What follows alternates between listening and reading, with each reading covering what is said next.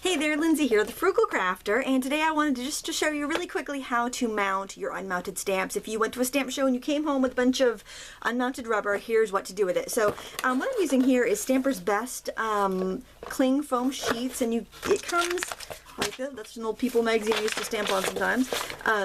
So it's just basically an 8.5 by 11-inch sheet of foam that is cling on one side that will stick to your blocks, and it's really, really sticky on the other side to stick to your stamps.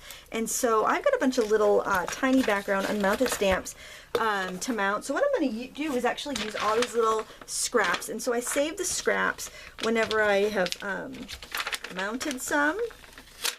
And then what I'll do here is actually take these tiny little stamps and stick them on. And I just need to leave enough space around them so that I can trim them, but I can get pretty close here. And I always save my scraps because they're good for these teeny weeny little stamps that often come like on a plate. If you buy a full plate of rubber stamps, which is like an 8.5 by 11 sheet of rubber. Can be other sizes too, but that's a pretty common size. So what I do is just kind of see what I can fit on my little scraps.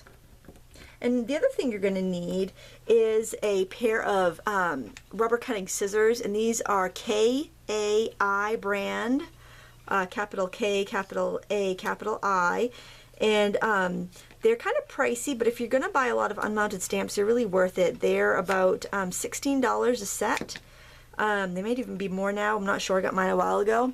So there, I've cut out this stamp, and the cling backing is already on there, so I just peel that off, and there I've got a stamp ready to go on a mounting block. Now obviously I wouldn't use that teeny little stamp on this huge mounting block, but you get the picture there. And I got these really fun shadow stamps and other backgrounds that I'm excited to mount there. Now sometimes I have a bigger stamp and stamps that are very well etched, like this one's by Lost Coast Designs. Their stamps are very high quality and very deeply etched, and I don't need a cushion on this. So what I do is actually, I take the $9 price tag off there, quite a bargain for a stamp that big.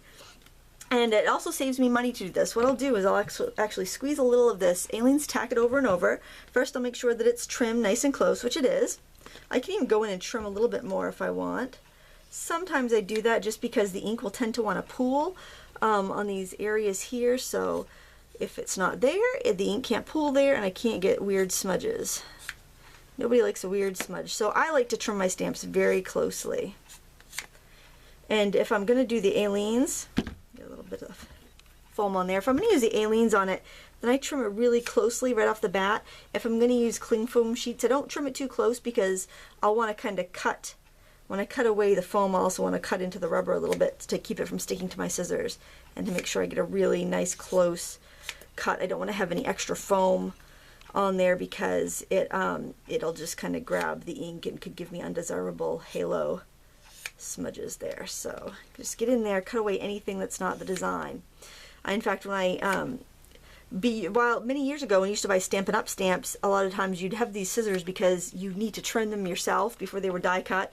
Even now when I get them and they're die cut, I'll still go in there and trim them a little closer. So then you flip it over, and on the back where it's smooth, make sure you do this on the smooth side, squeeze out a little bit of that glue.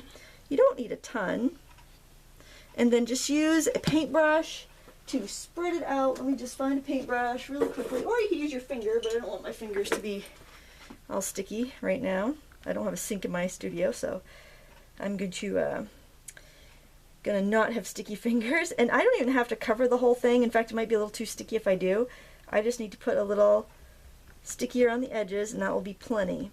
You can go ahead and cover the whole thing if you want, but it's going to be super duper sticky if you do that. And then you can store it in a stamp binder on like a laminated piece of cardstock or whatever. You got to let this dry for an hour or two. When it's clear, see how you can still see it's white? When that's completely clear, it's going to be all set to use. So there's two ways you can mount your unmounted stamps without using wood. It's cheaper and it takes up a lot less space to store. Thank you so much for watching. Until next time, happy crafting.